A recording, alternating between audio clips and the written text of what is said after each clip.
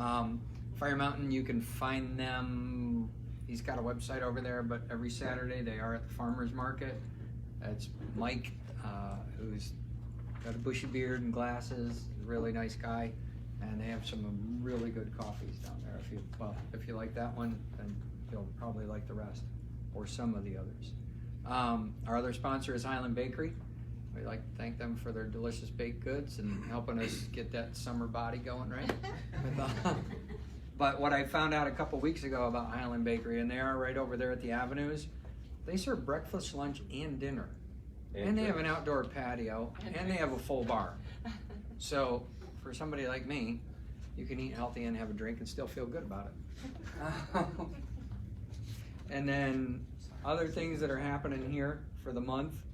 This Saturday evening is what's called Girls Night Out with the Rachel Hollis movie.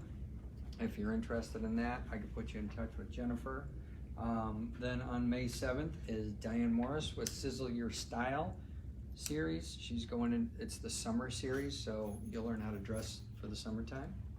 On the 11th, night markets, again right down in Drake Landing. If you didn't, oh my goodness, that was awesome. Yeah. I will help load out again if you need help. Great. Yes, But thank you. my goodness, there was a lot of people. Yeah. And then on the 21st, it's an event that you usually hear, Meeting of the Minds. This month, it's going to be over at Line Creek. And it's kind of unique because they're going to do a panel, and Jason is actually on that panel. And that'll wrap it up for the summer, and then we'll be back here in August. So that's happening. And then on the 28th, May 28th is Startup Fayette. Yeah. So. And this one is the one we have is it the lawyer or the CPA? We may have both. Both? Well, we had the CPA scheduled, we had to push it back, and the insurance agent is what it was. So we're gonna have an insurance agent and a CPA. So if you have your own business and you're curious about how to handle any of those topics, this would be the right one to come to. Yeah. And now, without further ado, these are gentlemen, Gary, Dion, and Patrick from 1919 Visual Productions. I don't want to spoil a moment. I'm just going to let them take over and explain everything. How about that? Thanks, guys. Sounds good. Sounds good. That's the only view that you have right now? Yeah. Okay, no, I'm gonna make sure it's clear. Oh, take a peek at this screen. It covers it pretty. Yeah, I saw that.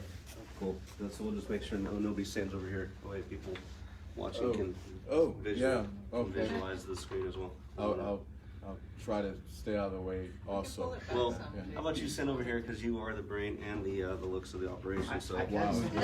and the brawn and all that stuff. We're not gonna throw the look thing. You can push that back there. Yes, ma'am. Have some sun your way. All right, you're in. Okay. That's about the end right there. Okay. And Hi guys, thank you for accepting us to present in front of you. 1919 Visual Productions is a movie production company, but also we're investing and becoming more involved in series production as well. Our main mission and goal and focus is to develop as much original content as humanly possible. The stories that are untold, the stories that should be told but not widely known. Those are our project interests. We're here today in Georgia, thanks to Pat. We're originally from Kansas City, Missouri. We moved there last year to start. We're a launch company right now. We've been in business 2 years. We're evolving our product to a higher level. And we're here to talk to you about one of the products that we're here to collaborate with this area on and further our exploration of content that we'll be developing. So, can we pull up the Yeah. One of the first ones that Pat and I became familiar with, we've been working on since August, is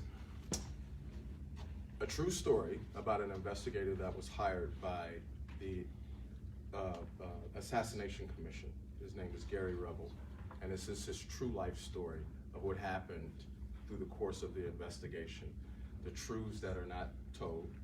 We're going to tell some of those truths in a visual way without exposing too much because there's still government trade secrets and stuff of that nature, but we're going to get as close to the truth as humanly possible.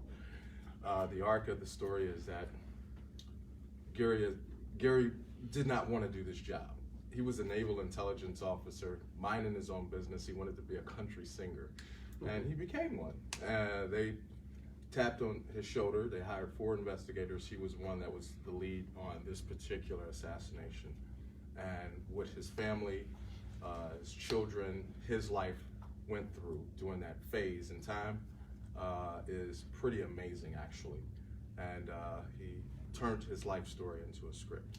And this wonderful, cool guy right there, he's actually writing a book right now about it. So you got what, 8? 9 chapters published. I've been unraveling them one at a time. You know, in case anybody kills me, at least not that much stuff. We got proof, man. So the journey, his journey just on this one particular investigation, it rolled into several other investigations. He also worked for the Warren Commission, sorry. I do that ex-cop thing, Warren. He worked for the Warren Commission for Bobby and John F. Kennedy's investigation. The House Select Committee of Assassinations, they get confusing. Thank you. In the 70s, yeah. So he's a really interesting person, but he's turned his life into a screenplay. So there's this is the first project, but it's 3 stories kind of bouncing and traveling off of the continuation of one. So the way we're gonna tell this story and the way the script performs is that it's 12 Angry Men meets Jason Bourne. It is a thrilling look into this man's life. He's been threatened, his brother was killed, his family was torn apart, obviously. He's lost every dime he's ever had. He's been robbed several times just to get the information back, the notes and the interviews. Files. Unredacted. The truths that will come out in this storyline will kind of be shocking. It's not very well known. It's getting a little bit more known now since a lot of these people have passed away, and then what is it, when you release the documents, you can find out some of this stuff if you're interested. But you know, in that story, one of the witnesses, she was put into a mental institution for 34 years, man, just to hide the story. Seriously, it's just what's in the history books is not necessarily history. So it uncovers that, but it pulls at the thread of why people do what they do, who hired them, you know, why were they hired in the first place, why these 3 men in this short amount of time. You know, it gets to all of that. So there you go. Well, do you mind going to the following slide, or where I had inserted some bullet points? I'll just give you, I guess this is just my summary, and a lot of your questions I'm sure will be addressed in the question and answer time. We can all, you know, summarize it in one fell swoop. But and then it was, however you go to the next slide, it was that 6-point bullet part. I just wanted to quickly give you, this is my version of the story highlights so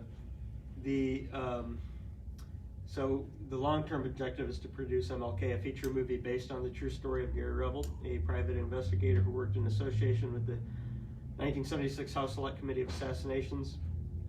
Although initially tasked to investigate King's murder, the evidence led to suspects, that's putting it gently, and circumstances overlapping with Kennedy's assassination. The closer that Gary got to the truth, and not just Gary, but a handful of other investigators that were in association with the House Select Committee of Assassination, including Jim Garrison, after whom a movie was made. I don't know if you guys have seen JFK film.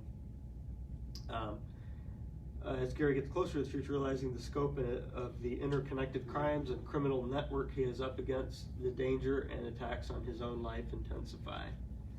a key moment is, for you history buffs, is a secret meeting with New Orleans Mafia godfather Carlos Marcello, who actually made Gary a lucrative offer to end the investigation. And amid this pursuit of truth and justice, Gary's own character gets tested. So besides the strong entertainment value of these disclosures and of all of the story elements that are included, I guess just from an academic or intellectual standpoint, I tend to be more interested even in the fact that there are all of these, there's a trove of insights from this varied history. By the way, you guys, regardless what you think about Trump, this isn't really a partisan issue, but one of the first things that he did at the onset of his presidency was try to declassify CIA files related to the Kennedy assassination.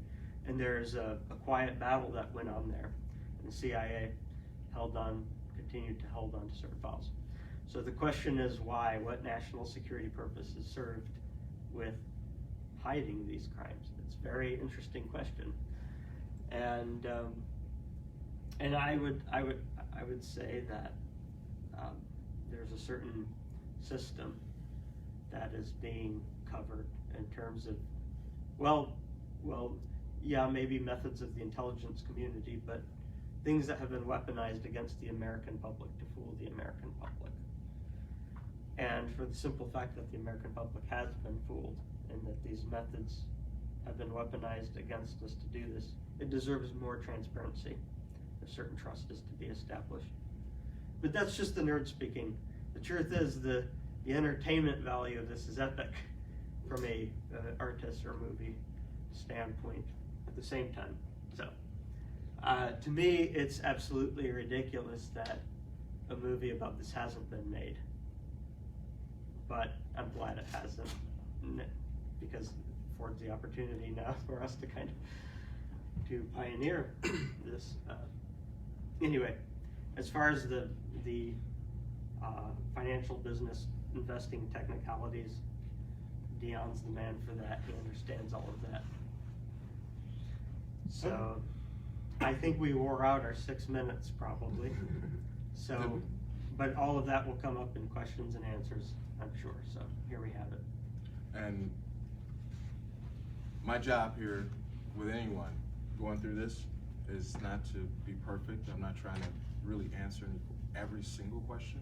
But if you have a question that I cannot answer, I will find out. We spent our last 2 years in development of this process.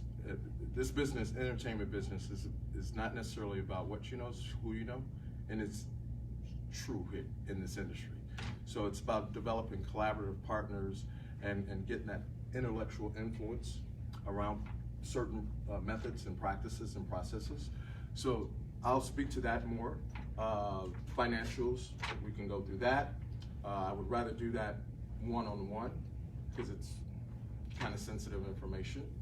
There is a development phase of things. There's a continuation. We're at the point right now that we're finding the right director, producer, and cast lead for this.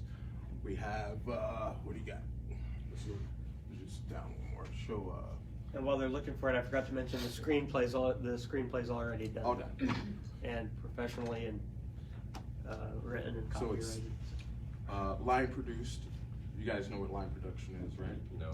It's basically, it gives you the financials for every single thing that's gonna happen with that product in the manufacturing of it. From development to distribution, everything is in there, all right? Every cost, every line is accounted for, every piece of equipment.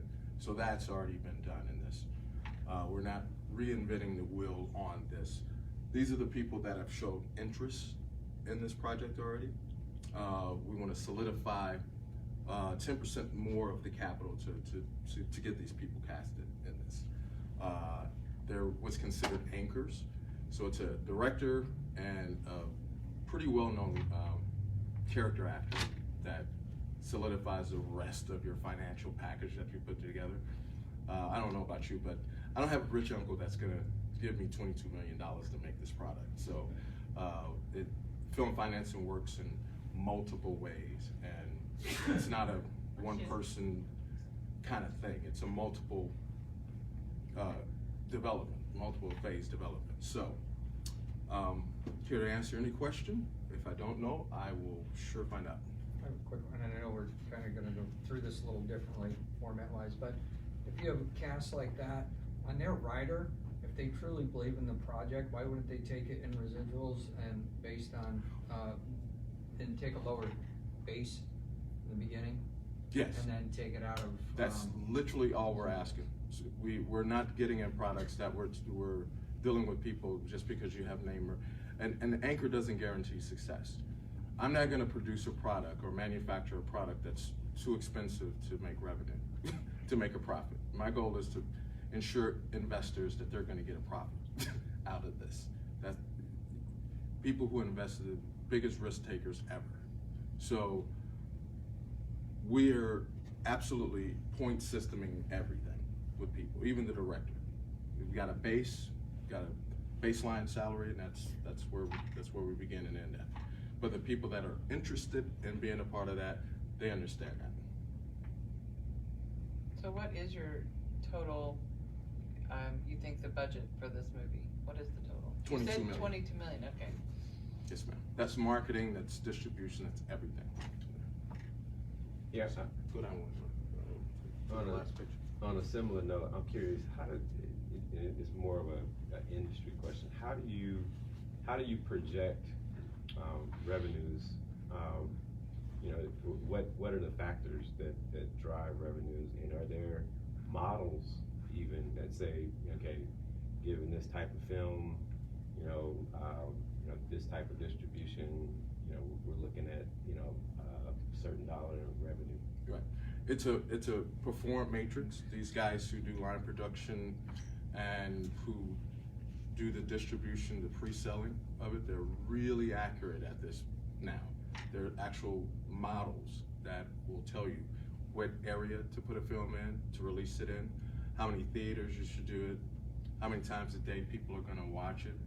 I mean, it's very, very laser focused, and that's where they come up with that number of when they do a line production like this, they're also doing an estimate of profitability. So I'm gonna undersell, over deliver on things. I'm not gonna get you wrapped up, but baseline products like this average about 100 million to 300 million in distribution. We're talking about 2,500 theaters around the world. All of our product is globally distributed, or will be globally distributed. So the likelihood, it's a laser focus on what type of people, typographic folks will watch or come to that movie. So yeah. you just mentioned theaters, so I was gonna ask a question about distribution. So this profitability forecast that they're making is based upon theaters, And then aftermarket sales, which is called preferentials. Okay. All right, so it's in theaters, then it goes to streaming services nowadays, which is a new model for the industry in the last 10 years, which is amazing to us. And then you're talking about networks and like HBO and things of that nature. So it's like 4 different methods of financial potential. What if y'all probably thought about this, but what about a series like that, Making of a Murderer? Right. I mean, why couldn't you do instead of one big production, Yeah. why don't you do something like that? I mean, I don't know. or along those lines, like Netflix or Hulu Yeah. original, like that kind of thing. We'll be Online presented people with that choose as a director theory. or whatever. It hasn't come to us like that. We will be offered something like that because it is a long storyline. It's not just about one person or one event. So a lot of movies, right, or really high volume movies will be turned into series, and we expect the same. That's another revenue stream for this one product. And while the focus was on MLK, we do have screenplays already done for JFK and RFK. Yes. And and RFK, it's almost one I hesitate to mention because it's the public doesn't have much of a framework to understand that one quite well, but it's all there in the screenplay. But I actually love what you were saying about Netflix, because I've toyed with this idea of, I enjoyed the series Narcos, and I just thought, because those are based on true events, and I thought, well, that would be perfect, a Netflix series along those lines. So, I mean, everyone's producing their own content now. We all know Netflix and we know Hulu, but now Apple's creating content. Walmart. Amazon. No, Everybody's seriously, creating Walmart's content. creating They're all content gonna be right now. looking for great content to produce, so I'd imagine there's great opportunity there. It's nice Yes. to know you have that open as a possibility. Right. Well, we're doing that with a number of our other products that we're in production with right now. We'll get to some of those storylines. I mean, it seems to me, like you said, that this leads to more and more and more. Yes. That seems to be more of a series than a one blockbuster Right. kind of movie. Well, take our negotiations with most productions, from distribution to whatever, is done in a collaborative way. So Universal, Paramount, they're the large, big collaborative companies that want this product, okay? We got to do some matching things and some business things to perform it out. But that connection has already been made. And so it's a 4-package deal. This is just the first one. So if that answers any. Have you said Universal Paramount's already interested? Yes. You've already been approached by them? Yes. 4-package, okay. So you don't have to go, now are you pitching this at film festivals as well to get a buzz, or are you just gonna leave that out because you've already done? We go straight to market. The team that we collaborate with, they're straight to market people. They have, over 100 years experience in this business. So, not that there's anything wrong with film festivals, but it doesn't really sink into our business model. They're good for certain things and introduction to things, but if you know how to distribute and you got the contacts for distribution, it's a good step for some people. It just doesn't work for everything that we do. Some of our product we will though. What's the minimum investment on this? No minimum. I mean, we're as much of a grouping as we can get together. I mean, to do that with. We want to perform that model to accomplish one thing, is that the more people that know about what film investment looks like, the more people invest in the films. The number one thing that holds back content creators is lack of capital. Is there a certain level of investment that would get you as an executive producer? Yes. Okay. You don't have to go over that now. Yes. We'll talk about that later. But we want to utilize that package. Executive producer titles are important. It changes your life, actually. But there's also producers and associate producers as well that comes into play when it comes to capital. Have y'all gone to talk to Pinewood? We got in the city last night. Are you going to talk to Pinewood? No, and this was my first step. I was focused on writing the book, and this has been my very first step of reaching out. Okay. So this is why we're here, to have Are this you local? conversation. Yeah. I've Okay. got a few contacts over there. I don't know that they're the right people, but they would definitely know who to put you in touch with. So I'd love Thank you, that. Jason, and we would reward you bountifully for for connections and stuff. Yeah. Cool. No, this is all hands on deck kind of approach that we're doing. I don't know if everyone knows this, but the big blockbusters, there's only about 250 people that invest into that product. It's not our eventual goal as a business model is to really make this a stock tradable format, that you can IPO with it. All of our products are independent standalone businesses. They'll have their own LLC, so this product gets made, it's its own company. And that is to encourage more revenue, especially the investment capital. That's a really important driver of innovation for any industry, really, right? So. With these types of products, are there crowdsourcing successes to speak to? Yeah, you know, but crowdsourcing it's a hit and miss. You know, it's probably a 0.5% of people get crowdfunded. You know, it's a kind of a tough game. Yeah, sure. You know. I know this is about business, but do you guys have any questions about the story? Yeah, I was checking people in, so I wasn't laser focused on what you were saying, so I may have missed it, I apologize, but how did this, you're an investigator, Gary? Is that how this all? No, Gary, the Different the actual person, his name is Gary Robo. He's not here. Gotcha. It started because, well, he was pretty high up in the Navy as an investigator, so that's really where that came from. The storyline comes from. James Earl Ray, the man who was accused of assassinating King, by the way, who found a friend in the King family over the years, because the King family themselves believed, and I'll say knew, that he didn't do it. And they unsuccessfully tried to get him legal representation even. Okay, so that's my shortcut to some credibility on James Earl Ray's story. James Earl Ray, his legal team hired Gary originally in association, because it was connected to the House Select Committee of Assassinations, Coretta Scott King, with help from the public, drew pressure to get the to reopen those investigations on Kennedy and King's death. And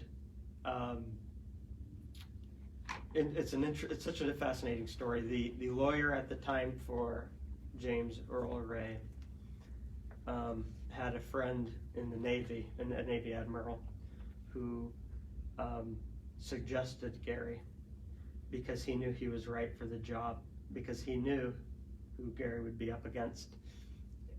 And there's only so much about Gary's background he's able to say what he did, but let's just say he understood the arts. He knew what to look for in terms of people that might threaten his life. Okay, and so yeah, naval intelligence background, fascinating story. Oh, by the way, if any of you guys ever want to write a successful spy thriller, I've learned the secret. All you have to do is spend 15 to 20 years in the intelligence community and repackage your stories as fiction. Yes. Just change some names, some places, some dates, and you're good to go. And you will be praised for having a wonderful imagination. And the truth is that you're just recounting things that people wouldn't accept as the truth. One of the reasons that Gary reached out to us when we just formed was our tagline: everyone has a story, right? It's how you tell it, right? And that spoke to Gary because he still can't tell the truth about all this. He's got to disguise it in nuance and little peaks and valleys of truth, you know, because, you know, CIA is real. They're not going anywhere.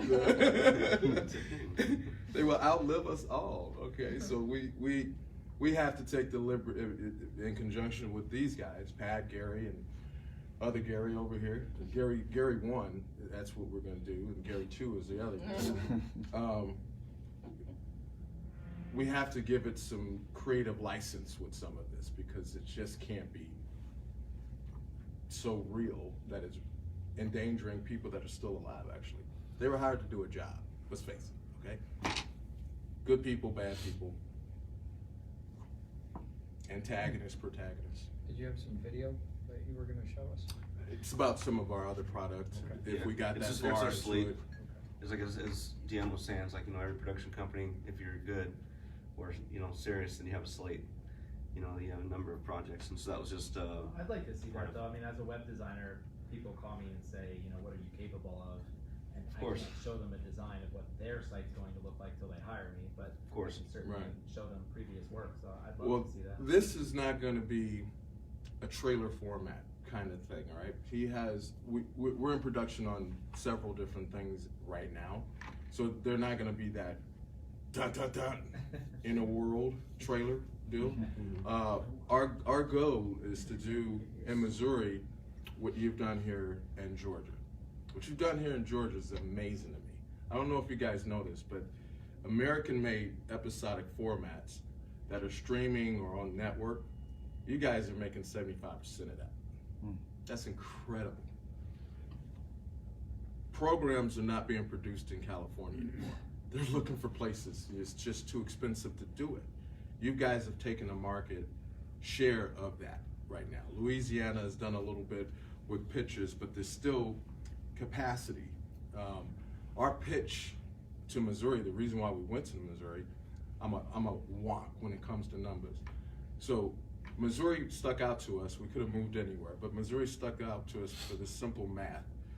There's 6 million people in Missouri, but they spent $1 billion on entertainment last year. Do the math on that. That's crazy.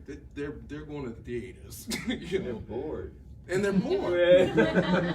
They're bored. And there's some talent that comes from Missouri. It's a lot of talent. The reason why people are coming to Georgia is because the tax incentives for And film. right now they're voting in the state of Missouri for that same thing.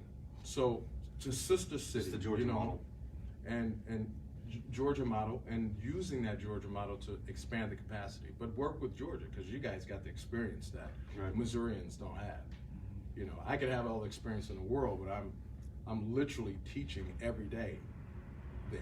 I don't have time to teach everything. You know what I mean? So, yeah. Okay. Hey, one question about your locations. I was curious, you know, and I get it, that, you know, the storyline is based on the investigator, but your locations are Georgia, Louisiana, Missouri. You know, it would seem something would be in Tennessee. No. Well, I'm sure this mostly was done for cost. You know, if we can get some of that authentic location. Yeah, the hotel, yeah. You know, whatever. So, when you're doing a set like that, the hardest thing to produce is a live set, meaning outdoors, exterior sets. That's a terribly difficult thing to do. But technology is amazing right now. We'll probably film that location and then implant. So green screen most of it. Blacking off things, getting permits, getting okayed by the police to do things, to shut a whole area down for security purposes. That's really involved, and it's a lot of the production cost. So we shrink down some of the locations just because of the aggressive, how fast it can come together when you're doing a location like that. So, but Tennessee, the look of Tennessee would be in there. You won't know. These people are really good at what they do.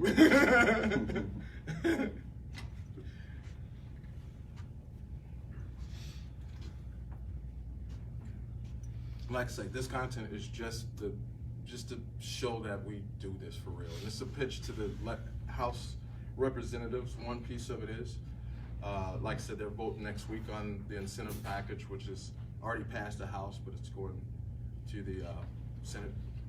And it would. My goal in this, or our goal as a company, is to bring more of this experience to the state that's trying to grow into this. So, here you go.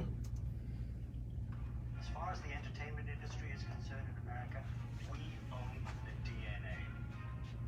Kansas City was the home. It was louder, I The promise. single person who changed the entire face of entertainment throughout the whole world.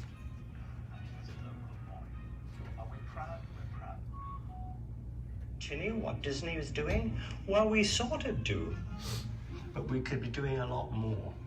I don't think that people truly understand sometimes the impact of the artistic community, and they may not truly see it, but they have to. It's important for them to be exposed to it, and I think it really makes a community stronger. We're known for having amazing global impacting companies like Hallmark based here, but can you imagine if, like the Hallmark Channel, how many of those films can they shoot here? can't. They don't shoot any. All their entire production is in LA, and so when I look at that, like, it's millions upon millions of dollars. My mom has personally watched every single Hallmark movie ever shot. If we had an actual initiative here where we had a lot of activity throughout the state of Missouri, we would see a lot more of our students who come here to study then end up staying because they could naturally transition. So many of our students say they love living in Kansas City, they love living in Missouri.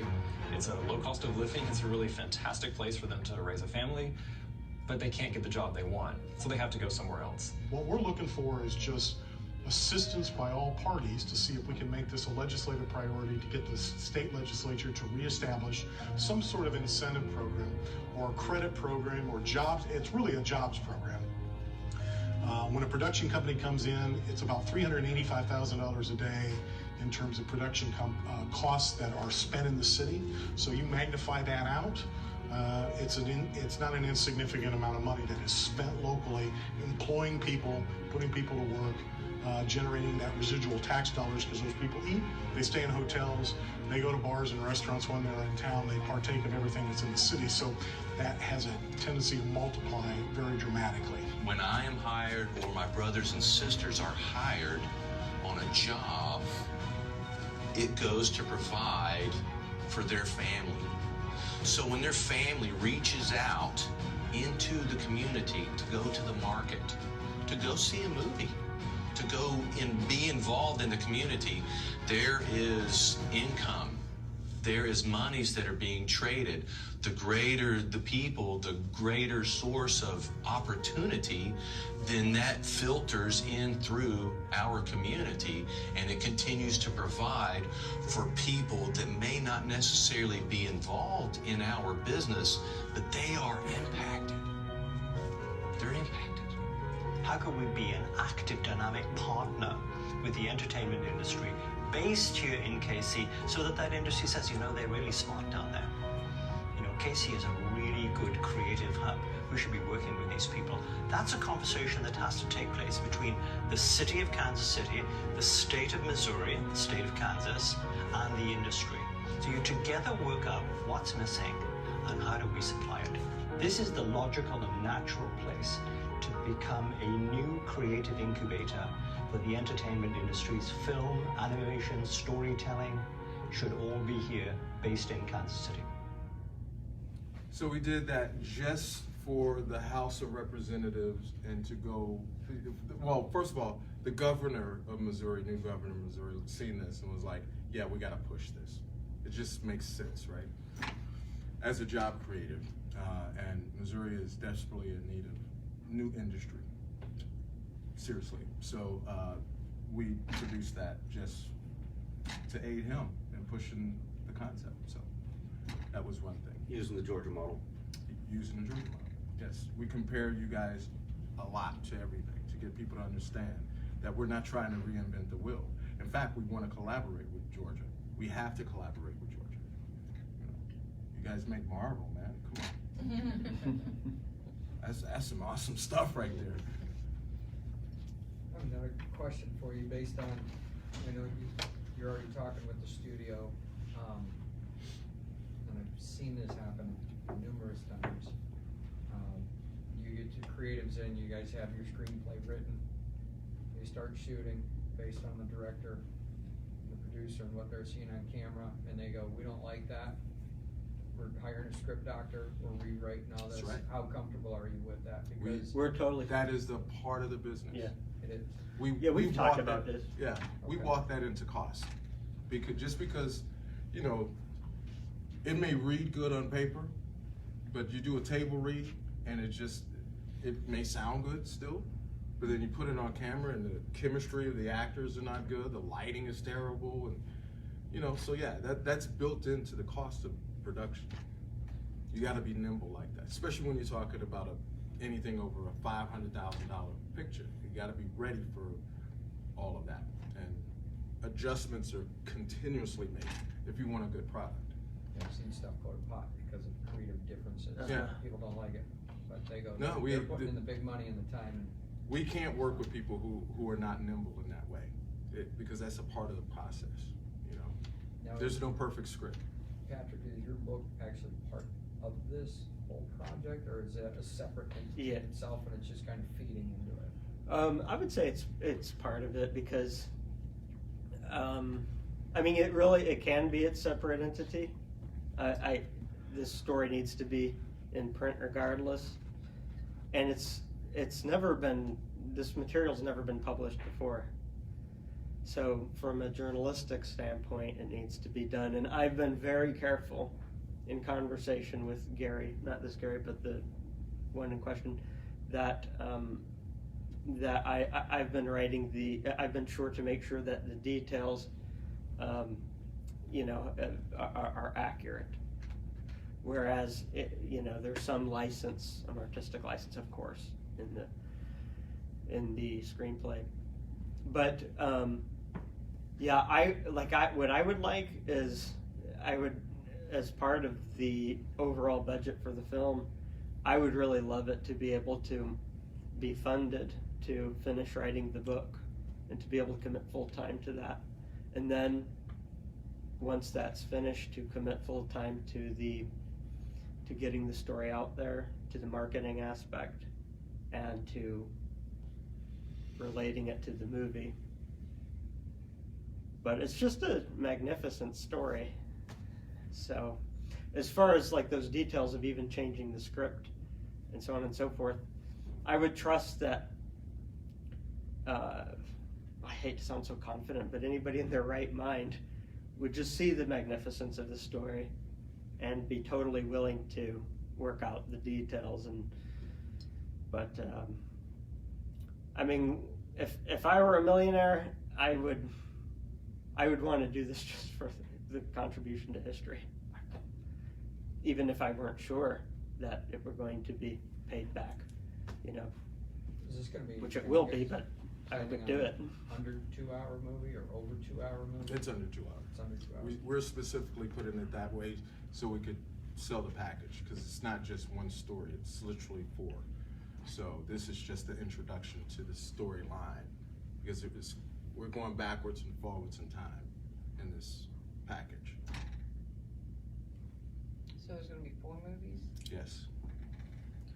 However, even if just one were made, this MLK, it's It not ties it. dependent Yeah.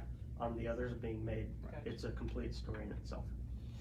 However, the cool thing is, in the vein of what Jason was mentioning, the kind of the Netflix Narcos concept, what I would love is to have overlapping characters, because they do in the different screenplays, Some of the investigators are the same investigation team, and so yeah. So you'll get used to seeing the characters.